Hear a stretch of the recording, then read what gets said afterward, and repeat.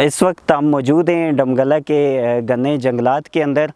جو کہ شاید یہ ایک ہمارے پاس ایک سب سے بڑا ڈسٹرکٹ منصیرہ کا پیچ ہے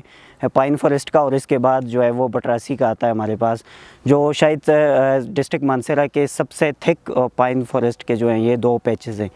اور اگر کوئی بھی ٹورسٹ اٹریکشن کی اگر ہم منصیرہ کے اندر انٹر ہوتے ہیں تو سب سے پہلی ٹورسٹ اٹریکشن سائٹ جو ہے وہ یہاں پہ یہی ہمیں نظر آتی ہے۔ تو ایک رخ آپ نے ان جنگلات کا وہ دیکھا جہاں پہ ہریالی تھی، خوبصورتی تھی، اور جیسے ہی لوگ یہاں پہ اس جنگل کے اندر یا اس راستے سے ٹورسٹ چاہے وہ نیشنل ہوں یا انٹرنیشنل ہوں، وہ جب داخل ہوتے تھے تو ان کے لیے ایک مطلب یہ ایک بہترین نظارہ ان کے سامنے ان کا منتظر ہوتا تھا۔ وہ ایک تصویر کا رخ تھا۔ دوسرا جو تصویر کا رخ ہے اسے آپ لوگ جو ہے ابھی دیکھ سکتے ہیں کہ یہ جتنے بھی جنگلات ہیں یہاں پہ ان کو جو ہے اس ایک الیکٹرک سپلائی لائن ڈالنے کے لیے اس کو بے دردی کے ساتھ اس جنگل کو کاٹا جا رہا ہے۔ اس بے دریغ جنگلات کی کٹائی کا درد سمجھنے کے لیے ہمیں سب سے پہلے یہ سمجھنا ہوگا کہ ہمارا ان جنگلات کے ساتھ رشتہ کیا ہے، کیا ریلیشن شپ ہے۔ تو ہمارا اور ان جنگلات کا، ان درختوں کا ریلیشن شپ انسان کے ساتھ اتنا ہی پرانا ہے جتنا کہ پرانا انسان ہے۔ انسان بعد میں ایوالو ہو کے اس دھرتی کے اوپر، اس دنیا کے اوپر نمودار ہوا۔ یہ جنگلات ہم سے کئی ملین سال پہلے جو ہیں وہ زمین کے اوپر آ گئے تھے۔ تو انسان کی سویلائزیشن کے اندر، اس کی سیوک سینس کو ڈیولپ کرنے کے اندر ان درختوں کا، ان جنگلات کا ایک کی رول ہے۔ میں ایسے کہوں گا کہ بنیادی رول ہے۔ جیسے ہی انسان نے اپنی سر کو ڈھانپنے کے لیے ان درختوں کو استعمال کر کے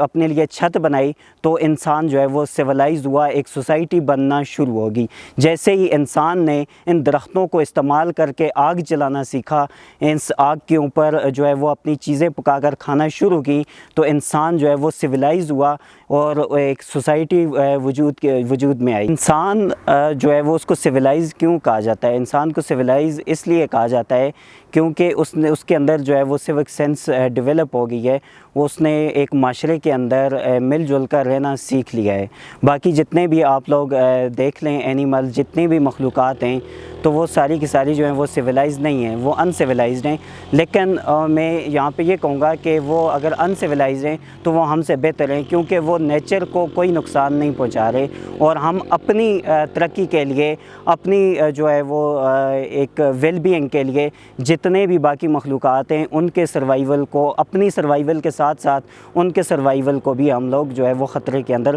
ڈال رہے ہیں۔ یہ الیکٹرک سپلائی لائن بچھانے کے لیے ہزاروں جو ہے وہ درخت جو ہیں وہ کاٹے جا چکے ہیں۔ یہ اس وقت میں ایک چھوٹی سی جگہ کے اوپر موجود ہوں جہاں پہ جو ہیں وہ سینکڑوں کے حساب سے درخت گرائے گئے ہیں۔ تو آج ہم جس دور کے اندر رہ رہے ہیں، یا کلائمیٹ چینج کی جو ایک الارمنگ سچویشن کے اندر جی رہے ہیں، تو ہمارے لیے یہ بالکل بھی ہمارے فیور میں نہیں ہے کہ ہم ایک بھی درخت کاٹیں، یا درخت کاٹ کر اسے اپنی ڈیولپمنٹ کے لیے یا باقی ڈیولپمنٹس کے لیے ان درختوں کو کاٹ کے استعمال کر سکیں۔ ایک چیز یہاں پہ میں کلیئر کر دوں کہ میں کسی بھی قسم کی جو پازیٹیو ڈیولپمنٹ ہے اس کے خلاف نہیں ہوں، لیکن اگر ڈسٹرکٹیو ڈیولپمنٹس ہوں گی جس میں جو ہے وہ ایک اثاثے کو ختم کر کے دوسرا اثاثہ آپ جو ہے وہ بنا رہے ہیں، تو میں اس کے خلاف بالکل بولوں گا، اور میں اس کے خلاف ہوں۔ اب اس وقت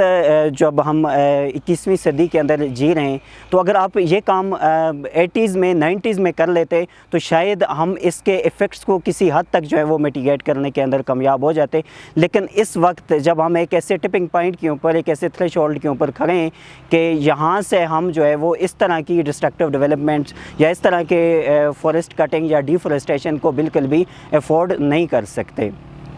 اس کے مقابلے میں جو ہے وہ سسٹینیبل ڈیولپمنٹ پروگرام جو ہیں وہ انٹروڈیوس کروانے چاہیے، جن سے جو ہے وہ ڈیولپمنٹ بھی ہو اور وہ ڈیولپمنٹ سسٹین بھی ہو سکے۔ اس وقت پاکستان ان 10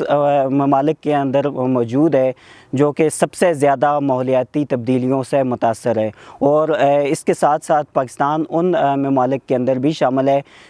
جو کہ ایکیوٹ واٹر شارٹیج کا سامنا جو ہے اس کو اس وقت ہے، اور چند چند سالوں کے بعد جو ہے وہ یہ واٹر شارٹیج جو ہے وہ کہیں بہت زیادہ بڑھ جائے گی. تو واٹر کو کنزرو کرنے کے لیے، واٹر کو جو ہے وہ اس پریزرو کرنے کے لیے ان جنگلات کا یا ان ساری چیزوں کا بہت بڑا رول ہے. یہ ہائیڈرو پاور پروجیکٹس جو ہیں وہ کنار ریور کے اوپر تقریباً 3 ہائیڈرو پاور پروجیکٹس لگے ہوئے ہیں، جن میں سے ایک جو ہے وہ مکمل ہو گیا ہے اور اس کی الیکٹریسٹی جو ہے وہ مین نیشنل گرڈ اسٹیشن کے اندر شامل ہو گئی ہے. جبکہ یہ دوسرا جسے سوکی کناری ہائیڈرو پاور پروجیکٹ کہا جاتا ہے، یہ اس کی سپلائی لائن جو ہے وہ بچھائی جا رہی ہے اور اس کے لیے جو ہیں وہ اتنے سارے درخت کاٹے گئے ہیں. پہلے میں ایک چیز کلیئر کر دوں کہ اس وقت جو پاکستان کا اکنامک سٹرکچر ہے یا جو ہماری اکانومی کی حالت ہے یا جو ہماری جو اکنامک فاؤنڈیشن ہے وہ ڈیم کنسٹرکشن کو بالکل سپورٹ نہیں کرتی. اس کی وجہ یہ ہے کہ ایک تو ہمارے پاس جو ہے وہ اس کے اوپر اتنی زیادہ انویسٹمنٹ آتی ہے. آپ کے گھر کے اندر جو ایک 100 واٹ کا بلب لگا ہوا ہے اس کو روشن کرنے میں اس طرح کے پروجیکٹس ہے تقریباً 6 لاکھ کی انویسٹمنٹ اس کے پیچھے آپ کو آتی ہے. اس کے مقابلے میں اگر آپ لوگ اس کو شفٹ کر دیں سولر پاور کے اوپر تو یہ تقریباً 6 لاکھ میں آپ ساری زندگی کے لیے جو ہے وہ آپ کا پورا ایک گھر جو ہے وہ روشن ہو سکتا ہے. دوسری بات یہ ہے کہ یہ ڈیمز جس ایریا کے اندر بنائی جا رہی ہیں تو اس کا جو پانی ہے یہ پانی زیادہ تر